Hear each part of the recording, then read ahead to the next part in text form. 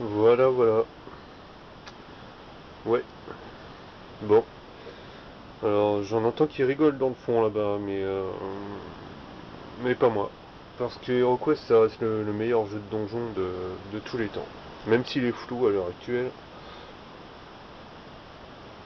et il l'est toujours. Enfin, je pense que tout le monde connaît cette boîte mythique qui nous a fait venir au jeu de plateau et qui nous permet de vivre des aventures merveilleuses. Alors, d'accord, HeroQuest, c'est vraiment super old school. Ça s'adresse à un public très jeune, voire même à des enfants. Et c'est pourquoi ce que je vais vous présenter aujourd'hui, c'est pas la version originale, mais plutôt la version remasterisée que beaucoup connaissent et qui m'a demandé plus de 6 années de travail. Et je suis toujours dessus car je développe des scénarios pour le système que j'ai créé. Alors beaucoup se sont lancés dans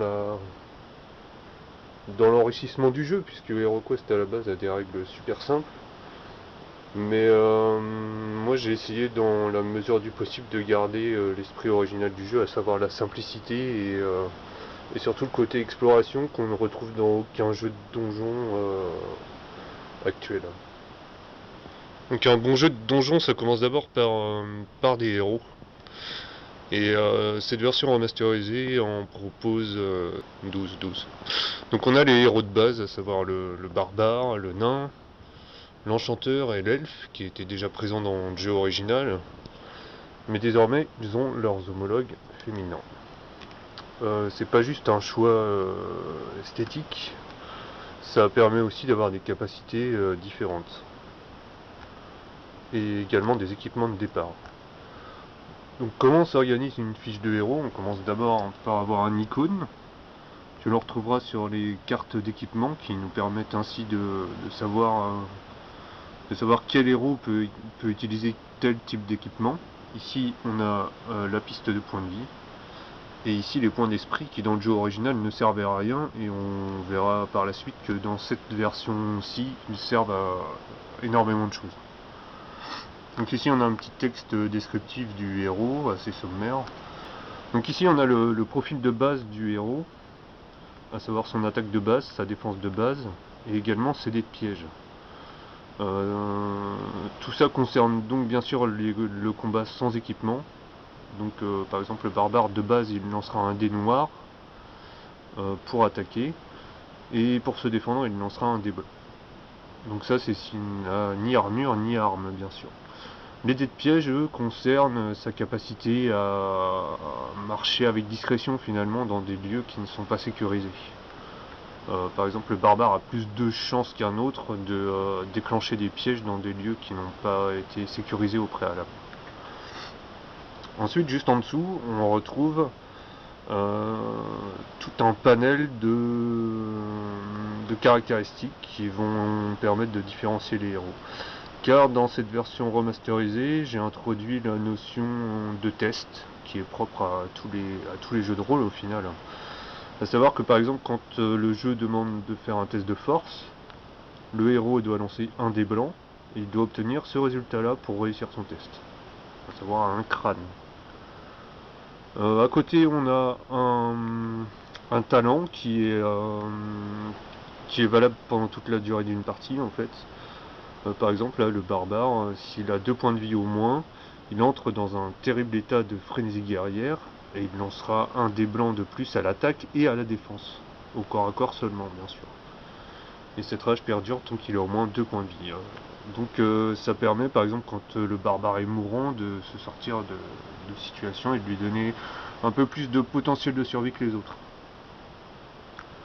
Ensuite, on a les emplacements divers, à savoir la tête, le corps, la main gauche, la main droite. On a le sac de potions, la besace qui permet de stocker tout type d'objets, voire même des armes ou des armures. Et on a les pieds et les mains, donc là ça concerne des joyaux, des bottes, enfin tout type de vêtements. Donc de base, le barbare, on voit qu'il a un pourpoint en cuir, qui lui permet de lancer plus un dé blanc à la défense. Ce qui lui fait de base en fait, avec sa défense de base, ça lui fait donc 2 dés blancs.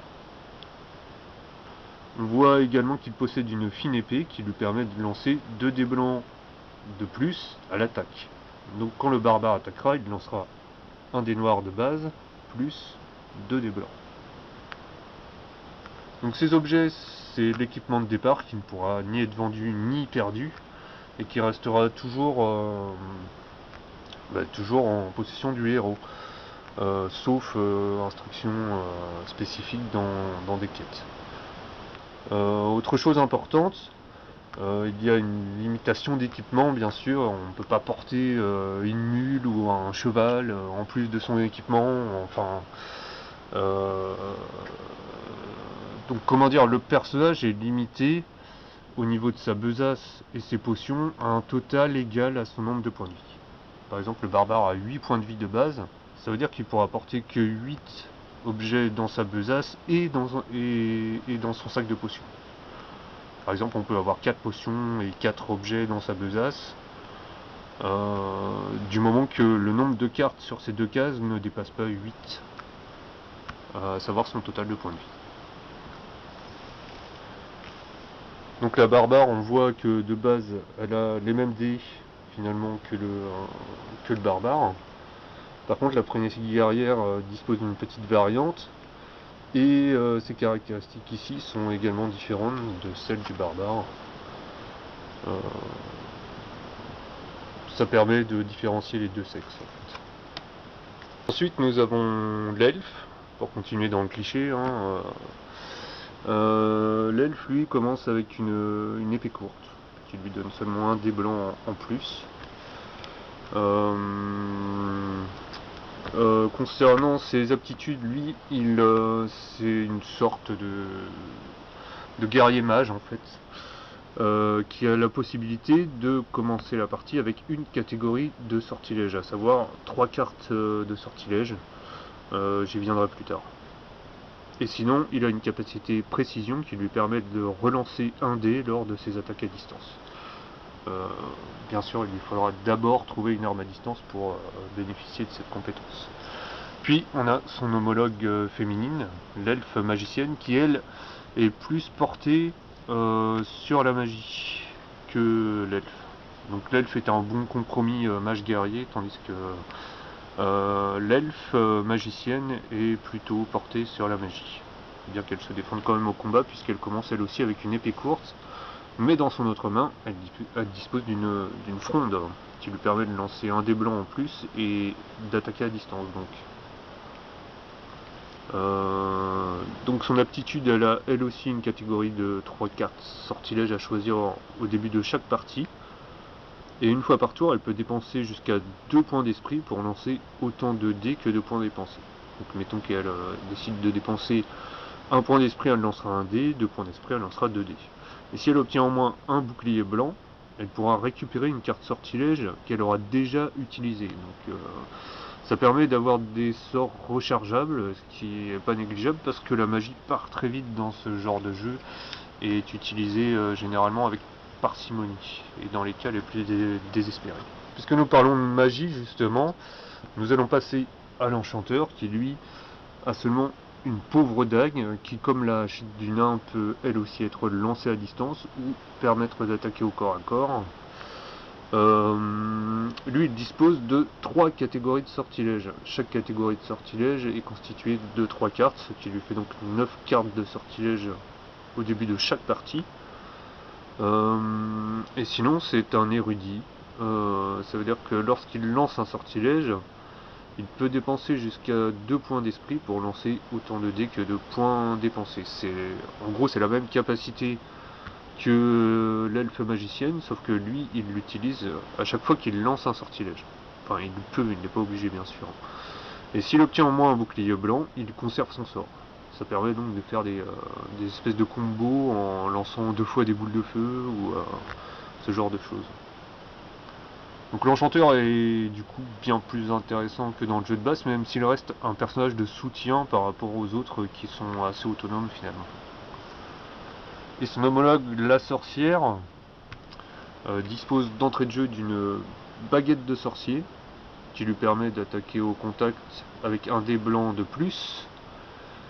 Et en plus, cette baguette de sorcier lui indique qu'après avoir lancé un sortilège, elle lance un dé sur un bouclier noir qui est une face sur 6 seulement. La carte sortilège n'est pas défaussée, mais elle peut être conservée. Donc c'est assez rare finalement de réussir à conserver des sorts grâce à cette baguette de sorcier. Mais c'est tout de même un atout non négligeable aussi. Donc elle, comme l'enchanteur, elle choisit 3 catégories de sortilèges au début de chaque partie.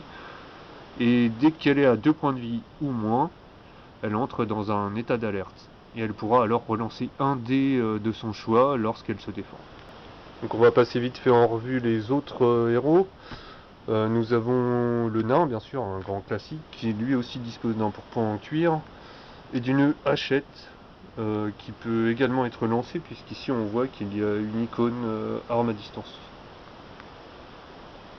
Donc elle peut éventuellement être lancée. Le problème c'est que le nain devra courir ensuite pour tenter de la récupérer, puisqu'il se retrouvera sans arme et devra combattre avec son seul dé noir à main nue. On remarque qu'il a également un dé de piège de moins à lancer, donc potentiellement il évite plus facilement les pièges que le barbare. Et concernant sa compétence, c'est un expert en piège. C'est le seul personnage qui peut de base tenter de désamorcer des pièges. Donc c'est un atout non négligeable, parce que les autres héros, pour désamorcer des pièges, devront acheter une trousse à outils, qui est un objet spécifique qui permet de faire cette action. Et le nain, en plus de cela, peut piocher 2 cartes trésor lorsqu'il cherche un trésor au lieu d'une, et il en conserve une de son choix et défausse l'autre. Donc c'est aussi un atout très intéressant. On a son homologue féminin, la naine, qui elle ne démarre pas avec une hachette, mais avec un marteau nain, qui lui donne un dé noir de plus à l'attaque, et qui ne peut bien sûr pas être lancé, parce qu'un marteau, c'est quand même très lourd. Donc on enchaîne désormais avec les 4 héros inédits qui ont été développés pour cette version spécialement et qui ne faisaient donc pas partie du jeu original. Nous avons le pourfendeur qui est clairement une brutasse. Il commence avec 2 hachettes, une dans chaque main. Quand on a une arme dans chaque main, on ne cumule pas les bonus des armes, bien évidemment. Quand on fait une action d'attaque, on ne se sert que d'une seule arme. L'avantage, c'est qu'il peut en lancer une et continuer d'attaquer au corps à corps avec l'autre. Au niveau des talents, en fait, le pourfendeur commence le jeu avec une carte tatouage en début de partie. Qu'est-ce que c'est que ces cartes tatouage? En fait, le pourfendeur a un handicap par rapport aux autres, c'est qu'il ne peut pas s'équiper d'armure. D'ailleurs, on le voit, au début, il n'a aucune armure, que ce soit sur la tête ou sur le corps. Et ce sera pendant toute la durée de la campagne, c'est-à-dire il ne pourra jamais augmenter sa défense de base, qui est un seul dé violet. Les tatouages, ce sont des cartes qui permettent de pallier à ça, de manière directe ou indirecte d'ailleurs. Par exemple, on a le tatouage tueur de trolls, qui coûte 400 pièces d'or. Mais de base, quand on commence une campagne, on ne paye pas le prix. C'est-à-dire on a une carte gratuite, on choisit celle qu'on veut. On sera bien sûr tenté de prendre celle qui est la plus chère. Mais le plus judicieux serait de prendre un tatouage qui booste la défense du pourfendeur, puisque c'est sa faiblesse première. Et qui ne fera pas long feu niveau survie. Donc il y a 8 tatouages en tout, que le pourfendeur pourra acquérir par la suite au cours de sa campagne, afin de booster ses aptitudes. Niveau talent, le pourfendeur dispose de rage, qui fonctionne un peu de la même manière que celle du barbare, à savoir que s'il a 2 points de vie au moins, il peut remplacer ses dés blancs d'attaque par des dés oranges lors d'une attaque. Les dés oranges sont des dés particulièrement meurtriers au niveau des attaques, car ils permettent de faire des touches de manière beaucoup plus importante que les dés blancs. Et sinon, il a la capacité dure à cuire, c'est-à-dire que quand son total de points de vie atteint 0, il lance un dé, et s'il obtient un bouclier blanc, il reste en vie, jusqu'à la fin de son tour. Et tant qu'il obtiendra un bouclier blanc, il restera en vie. Donc ça en fait une espèce de machine à tuer increvable. Increvable, pour obtenir un bouclier blanc, il faut quand même enfin ça fait 2 chances sur 6, donc une chance sur 3 au final. Ce qui est assez peu, mais ça peut lui permettre de terminer par exemple un monstre qui lui fait face et de pouvoir se guérir par la suite. Donc second nouveau personnage, c'est Leclerc, rien à voir avec la grande surface du même nom. Donc Leclerc qui est le guérisseur typique de tous les jeux de rôle médiévaux, hein, à la différence près que ce Clair est un personnage assez incontrôlable. Pourquoi? Parce qu'au début, Leclerc dispose d'un paquet de cartes prières. Les voici. Il y en a 15. Et au début de la partie, Leclerc pioche 8 cartes aléatoirement dans ce paquet. Et cela va constituer son paquet prière pour la durée de la partie. Donc ces cartes seront toujours face cachée quoi qu'il arrive, il ne pourra jamais les consulter. Et il pourra prier gratuitement sans utiliser d'action au cours de ses tours, en piochant une carte tout simplement et en la résolvant. Donc par exemple cette carte Célérité lui dit qu'à tout moment de son tour de jeu, il peut défausser cette carte pour bénéficier d'une action supplémentaire. Donc ça c'est plutôt un bonus. Et on voit en bas ce qu'il faut faire de la carte quand on la pioche. Donc là, conserver, ça veut dire qu'on peut la conserver sur sa carte, ça ne prend pas d'emplacement dans l'inventaire, hein, et elle pourra être utilisée à tout moment. Donc voyons voir s'il y a d'autres exemples. Main divine, donc ça permet de guérir. Et voilà, malédiction. Et donc là on a un effet permanent, c'est-à-dire que ça reste en jeu jusqu'à ce qu'un effet nous dise de nous en séparer. Donc là, malédiction, ça veut dire que tous les héros lancent un dé blanc de moins pour attaquer et se défendre, pour un minimum de 1 dé quand même. Et au début de chaque tour du joueur sorcier, à savoir le maître du jeu si vous préférez, Leclerc lance un dé sur un bouclier blanc, il défausse la carte, et la malédiction est donc annulée. Donc on a toutes sortes de petites crasses comme ça, bon, heureusement elles sont pas très nombreuses, mais ça ajoute un peu de sel et ça permet de rendre la prière quelque peu incertaine, hein, et, il peut même y avoir aussi des cartes qui constituent des épreuves pour Leclerc et qui permettent de mettre sa foi à l'épreuve pour gagner des bonus en cours de partie. L'autre intérêt du Clair, c'est qu'il commence avec un pourpoint de cuir et un bouclier, ce qui lui fait donc de base 3 dés pour se défendre. A contrario, il n'a pas énormément de points de vie puisqu'il en a 5, donc sa santé est susceptible de baisser quand même assez vite. Petite chose quand même, c'est qu'on dans ses talents, il a la compétence de prière améliorée, c'est-à-dire qu'il peut dépenser 2 points d'esprit pour piocher 2 cartes prière de son paquet, au hasard donc. Il en résout une et il défausse l'autre. Donc ça permet de trier un peu les mauvaises surprises et ça c'est plutôt pas mal. Donc troisième nouveau héros, c'est le druide polymorphe. Donc lui il commence avec une fronde et un gourdin. Et comme le pourfendeur, il ne peut malheureusement pas avoir d'armure. Par contre, il dispose d'un pouvoir spécial qui est l'armure d'écorce et qui lui donne un dé violet de plus pour se défendre. Sauf que cette armure disparaît dès lors que le druide subit une blessure. Comment il peut récupérer son armure d'écorce? En se métamorphosant en animal, et du coup il récupère son armure, jusqu'à ce qu'il subisse une nouvelle blessure. Pourquoi métamorphose? Parce que le druide a lui aussi un paquet de cartes qui lui est spécifique, un paquet de 15 cartes métamorphose, et en début de partie il choisit 8 cartes parmi ce paquet. Donc ces cartes ne sont pas cachées comme pour le clair, mais elles constituent une main pour le joueur. Donc à tout moment il peut choisir de se métamorphoser par exemple en rat, ce qui n'est pas très glorieux, mais qui peut quand même donner pas mal d'avantages puisque il peut traverser n'importe quel mur ou case occupée. C'est-à-dire qu'il peut passer à travers les monstres pour essayer de se mettre à l'abri. Donc il peut se transformer également en sanglier, en ours, en loup. en panthère. Et je crois que c'est tout. Ah si, il y a aussi l'écureuil et le corbeau. Quand on se métamorphose en animal, ça ne dure qu'un seul tour. Par exemple, si le druide se transforme en ours, il joue sa carte ours, il bénéficie ainsi de ces dés là pour l'attaque et de ces dés là pour la défense. On ne tient pas compte alors de l'équipement qu'il a, parce que l'ours ne va pas utiliser une épée bien évidemment, ou avoir un casque sur la tête. Donc on utilise uniquement ces dés là.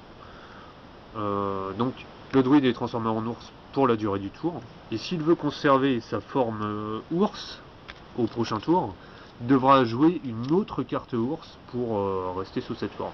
Enfin, le dernier personnage, c'est l'assassin Halfling. Pourquoi Halfling? Parce que Hobbit, c'est une marque déposée de J.R.R. Tolkien, et qu'on est obligé d'inventer des espèces de variantes de noms pour ne pas être poursuivi par des Nazgûl. Le Halfling, d'ailleurs, c'est une invention du monde de Warhammer, dont HeroQuest est très étroitement lié. Bref, donc l'assassin Halfling, on pourrait rigoler en voyant ça, mais c'est un personnage très intéressant également. Déjà parce que comme pour l'elfe magicienne, il commence avec une épée courte, donc une arme au corps à corps, et une fronde, une arme à distance. Il a également un pourpoint en cuir, et il dispose de cartes subterfuge. Donc comme pour les autres, il a également un paquet de 15 cartes. Il en pioche 8 au hasard au début de la partie, et ça constitue sa main qu'il peut consulter à tout moment, et donc jouer une carte subterfuge à tout moment. Donc, parmi ces cartes subterfuges, il y a tout un panel de choses qui le rendent unique par rapport aux autres héros. On a de la furtivité bien sûr pour un assassin, on a des talents cachés, on a la fuite, on a des réflexes éclairs. Il peut également cuisiner, puisque il y a certaines quêtes où il faudra trouver de la nourriture. Bref, tout un tas de choses. Tout un tas de cartes qui en fait aussi un personnage assez fourbe, de par sa nature, et finalement assez solo par rapport aux autres. Ces cartes subterfuges ne permettent pas par exemple d'avoir des combos de groupe ou de soutien. C'est toujours pour que le personnage Halfling s'en tire lui. Majoritairement. Donc ça en fait aussi un personnage quelque peu détesté du groupe, et ça peut donner des situations intéressantes entre les joueurs. Donc ce qui différencie aussi les héros entre eux, outre leurs talents et autre chose, ce sont leurs équipements. On a vu qu'ils avaient des équipements de départ, mais ils vont pouvoir également en acquérir au cours de leur quête et de leur visite en ville, ou dans les donjons aussi, où ils pourront trouver de l'équipement. Une carte équipement, c'est très simple. Ici on a le type d'équipement, il y en a 3, donc là c'est un objet. On a bien sûr des armes, puis des armures. Ensuite ici on retrouve les icônes des héros. Tous ceux qui sont en noir signifie que le héros correspondant peut utiliser ce type d'objet. Donc là tout le monde peut utiliser une torche, ce qui paraît logique. Si jamais il y a un icône en rouge, ça veut dire que ce héros particulier ne pourra pas utiliser cet objet. Ici on a la valeur de l'objet, à savoir qu'à la revente ça vaut toujours la moitié arrondi à l'inférieur. Donc là on a un objet spécifique, je ne suis pas tombé sur le bon bien sûr, mais en gros quand il est dans ce sens là, la torche est éteinte, et si jamais on trouve des allumettes, on peut allumer la torche, elle sera comme ça, et du coup elle vaudra plus que 0, ce qui est normal puisqu'elle se consume, et on va pas vendre une torche allumée. Voilà les fameuses allumettes pour allumer la torche. Donc on a toutes sortes d'objets, on a des grands, on a des ingrédients qui permettent, si on a un nécessaire d'alchimie, de faire des potions, ce qui est très intéressant aussi. On a des couvertures, des fois qu'on devra affronter des conditions atmosphériques froides. Donc un exemple avec la côte de maille, on voit que l'assassin Halfling peut l'utiliser, le clerc également. Par contre le druide ne peut pas porter ça, le pourfendeur non plus. On a vu de toute façon que ces deux personnages là ne pouvaient pas porter d'armure. Le nain c'est bon, l'elfe c'est bon. L'enchanteur ne peut pas apporter la côte de maille, bien sûr, ça le gênerait pour sa magie. Et le barbare peut l'apporter. Vous me direz qu'il manque les homologues féminins du nain, de l'elfe, de l'enchanteur et du barbare. Pour pas surcharger les cartes, bien évidemment,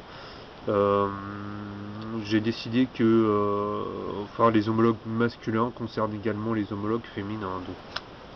Donc on a vraiment tout un tas d'équipements différents. On a par exemple des clés, la fameuse trousse à outils qui permet de désamorcer des pièges, des osselets, des chopes, puisqu'on on peut se retrouver alcoolisé, ce qui peut être un atout mais aussi un problème, comme dans la vraie vie. Une armure de fer, on a une pelle, enfin, on a des objets qui permettent de rajouter des actions possibles en fait aux héros qui n'ont pas de base, quoi, comme la trousse à outils par exemple.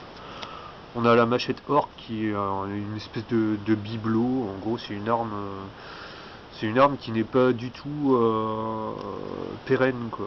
Elle peut se briser comme un rien, quoi. On a le carnet de voyage qui permet de contrôler un peu notre exploration au sein du donjon, quoi. Donc de manipuler un peu les paquets de cartes qui permettent de générer le donjon.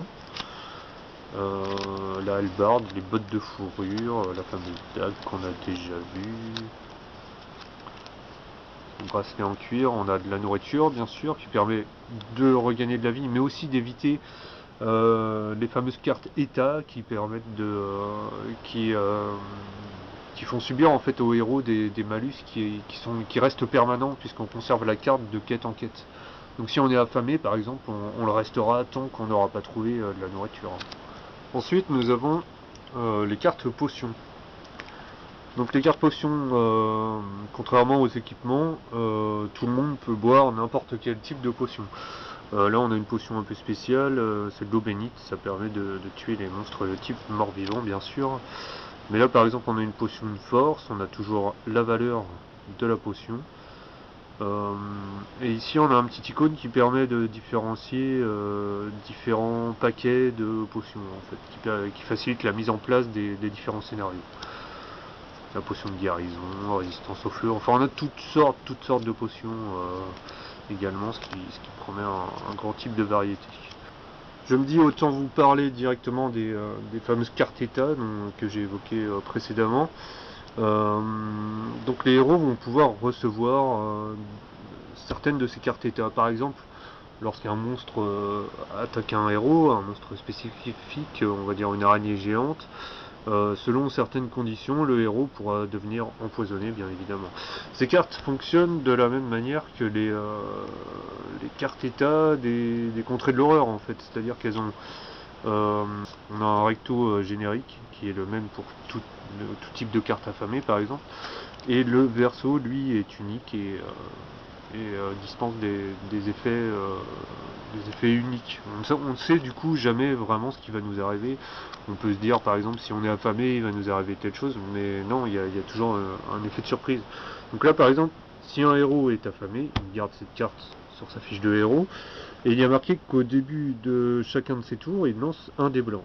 Et en fonction du résultat, il réalise ce qu'il vient d'indiquer. Donc s'il obtient un crâne, rien ne se passe. Il conserve la carte tout simplement, donc il est tranquille pour un tour.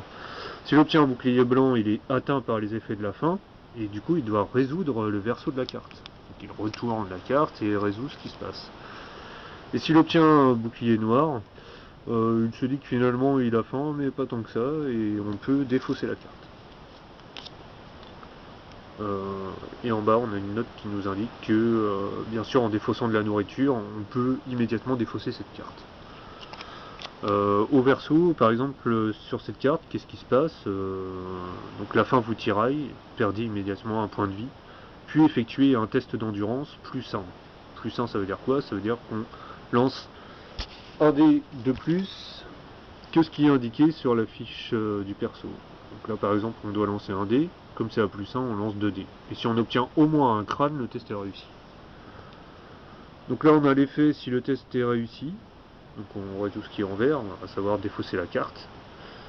Et si on fait un échec, on perd un point de vie de plus Puis on défausse cette carte et on pioche une nouvelle carte état affamé. On a bien sûr l'état empoisonné, on a l'état gelé, qui est généralement provoqué par de la magie, mais pas que. On a l'état maladie, alors là il peut y avoir des choses très très graves ou des choses pas graves comme un petit rhume. L'état affamé on l'a déjà vu. On a l'état hors la loi, qui est très sympa puisqu'il permet aux héros d'effectuer des choses qui ne sont pas prévues de base par le scénario. Par exemple, ils peuvent se dire bah, la quête du nain, là j'en ai rien à faire, je vais l'assassiner et puis je vais dépouiller son cadavre. Et du coup, ils peuvent le faire et ils se reçoivent une carte hors la loi. Ça veut dire qu'à chaque fois qu'ils vont se rendre dans une ville, ils devront résoudre cette carte. Et là, ça peut aller très loin. Quand on est hors la loi, bien sûr, on peut se retrouver jugé, emprisonné pour toute la durée d'une partie, voire même carrément exécuté, quoi. Donc après, c'est forcément à double tranchant. On a la carte étreinte. Donc là, par exemple, il y a certains monstres qui peuvent pas vous faire des câlins, bien sûr, mais plutôt vous serrer. Je pense à des serpents géants, par exemple. Et du coup, le héros se retrouvera prisonnier du monstre, et le monstre sera prisonnier du héros, ce qui est logique.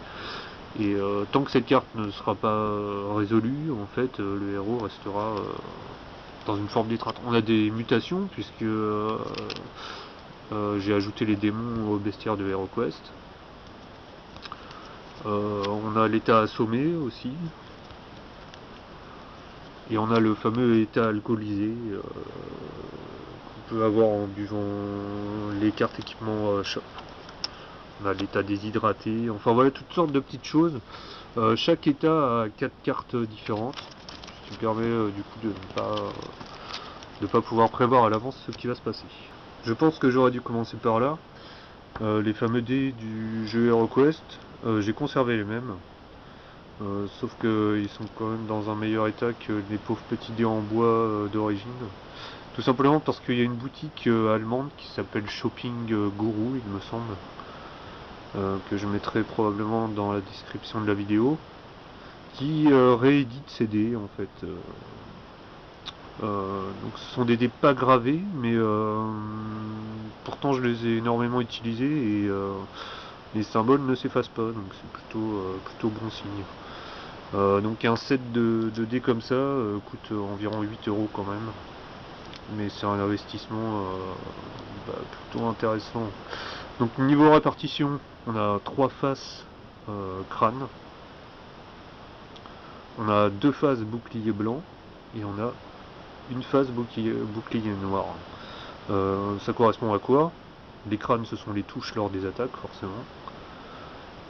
Les boucliers blancs, ce sont les défenses pour les héros, et les boucliers noirs, ce sont les défenses pour les monstres.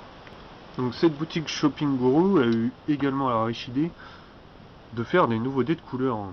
Alors vous me direz, c'est juste la couleur qui change? Non, non, non, pas du tout, c'est la répartition des symboles qui change également. Oui, c'est ça, c'est qu'il y a 3 boucliers de héros au lieu de 2, et du coup il y a un crâne en moins. Donc ce sont des dés qui augmentent la défense des héros.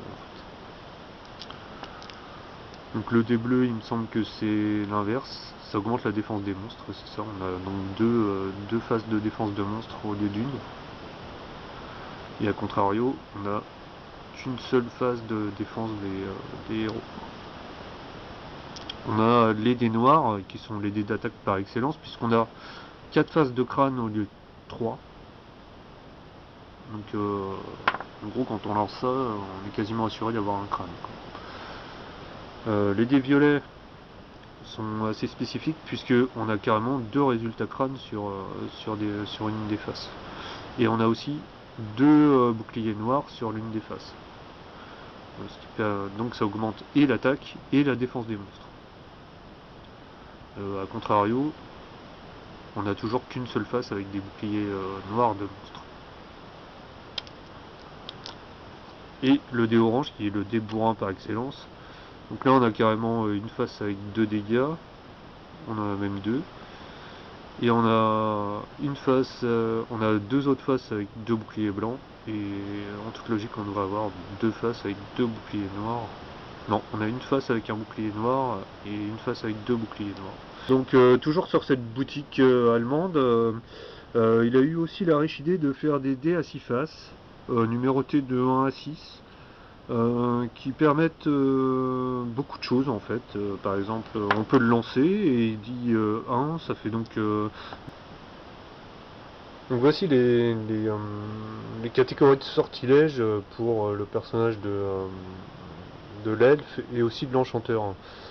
On a les 4 catégories de base, à savoir les magies élémentaires qui étaient présents dans la boîte de base du jeu original. Donc on a les sortilèges de l'eau, les sortilèges de l'air, les sortilèges de la terre et les sortilèges du feu. Par la suite, MB, qui était l'éditeur du jeu d'origine, avait sorti une grosse extension qui s'appelait Les Sorciers de Morcar, qui est sortie chez nous en France quand le jeu était déjà un peu en fin de vie, et qui proposait 3 nouveaux paquets de cartes sortilèges. Donc on a les sortilèges de protection, les sortilèges des ténèbres, et les sortilèges de détection. Et enfin, la version américaine d'HeroQuest avait sorti une extension qui était inédite chez eux en fait, puisque nous on l'a pas eu en français, qui s'appelait le Mage du Miroir, et qui proposait une nouvelle série de cartes sortilèges uniquement pour l'elfe. Donc on a 8 cartes sortilèges de l'elfe. À savoir que l'elfe ne va pas, enfin c'est pas considéré comme une catégorie de sortilège, donc l'elfe devra toujours choisir 3 cartes parmi ces 8 et il pourra pas prendre les 8 d'un coup au début d'une partie. Donc au niveau des cartes sortilèges, comment ça se présente? Vous remarquerez que j'ai colorisé les illustrations originales. J'ai voulu conserver les illustrations originales pour garder le côté old school du jeu et aussi bien sûr le côté nostalgique qui parle à tous ceux qui ont pu jouer à ce jeu-là. Donc là on a le type de la magie qui est ici dans ce panneau en bois, on a le titre du sort, et ici on a l'effet du sort lorsqu'on le lance. Comment on lance un sort? C'est tout simple, on utilise une action, on prend la carte et on la défausse. Après l'avoir résolu bien évidemment. On peut remarquer toutefois qu'il y a un texte pour le niveau 2 et niveau 3. Simplement parce que les personnages vont pouvoir évoluer jusqu'à un niveau 3. En plus de gagner de l'équipement qui va améliorer leurs compétences, etc., ils pourront aussi passer de niveau, gagner donc de nouveaux talents et améliorer leurs caractéristiques de base. De manière générale, une catégorie de sorts est toujours contient toujours un sort particulièrement puissant. Par exemple, le djinn permet de soit d'attaquer un monstre avec 5 dés, soit de ressusciter un héros mort. Toujours un sort un peu léger, enfin qu'on utilise vraiment dans des cas très très particuliers, et un sort un peu générique qu'on utilise comme ça et qui n'est pas très dévastateur. Ici on a les sortilèges de la terre avec le mythique sortilège qui permet de carrément traverser les murs. C'est un sort à double tranchant puisqu'on peut on peut se retrouver coincé dans le donjon par exemple si notre déplacement s'arrête malencontreusement dans une pièce sans issue. Le sortilège de toute façon une fois lancé il est défaussé, donc on se retrouve coincé dans la pièce à vie quoi. Et enfin les sortilèges du feu, qui sont clairement des sorts d'attaque. Par exemple, le courage permet de booster l'attaque des héros, le feu du courroux occasionne des dégâts, et la boule de feu occasionne de gros dégâts. Donc pour les sorts de détection, c'est une magie un peu bizarre, hein, qui apparaît donc avec l'extension des sorciers de Morcar, hein, qui permet plutôt d'anticiper les choses qui peuvent nous arriver. Donc c'est donc plus une magie de soutien que véritablement d'action. La magie des ténèbres est finalement assez puissante, hein, voire même très puissante. Elle a vraiment 3 gros sorts d'attaque qui permettent de paralyser des monstres, mais également de les tuer. Par exemple on a le sort flèche de la nuit qui permet carrément d'envoyer 3 projectiles qui peuvent potentiellement détruire 3 monstres à la fois, quoi. Et enfin on a les sortilèges de protection, donc là ça parle tout seul, hein. On a la protection magique pour essayer d'éviter les sorts des ennemis. Le mur de pierre qui permet donc de construire un mur de pierre et peut-être d'éviter que des monstres rejoignent les héros lorsqu'ils sont poursuivis, par exemple. C'est un sort très, très efficace. Et l'invisibilité, voilà, qui permet de se cacher et de ne pas être la cible d'attaque. Et enfin on finit par la magie de l'elfe qui est somme toute très exotique, puisque ces sorts majoritairement permettent de contrôler le temps. Donc c'est une thématique assez intéressante, puisque le temps joue souvent contre les héros lors des quêtes, et du coup ça permet de grandir les chances de survie. Heureusement il n'y a pas que la thématique du temps, hein. Il y a également la thématique de la nature, bien sûr. On peut espérer domestiquer par exemple des monstres de type animal et faire ainsi en sorte qu'ils rejoignent le groupe des héros. Donc là par exemple de nature docile, choisissez un monstre de type animal, et s'il obtient en moi un bouclier noir, le sort reste sans effet. Sinon le monstre est apprivoisé et considéré comme un homme d'armes. Donc ralentir le temps, on est toujours dans cette thématique de temps, voilà, arrêt du temps aussi. Donc ce sont des sorts intéressants, mais à réserver majoritairement aux gens qui connaissent déjà bien le jeu, parce qu'ils sont pas si évidents que ça à sortir.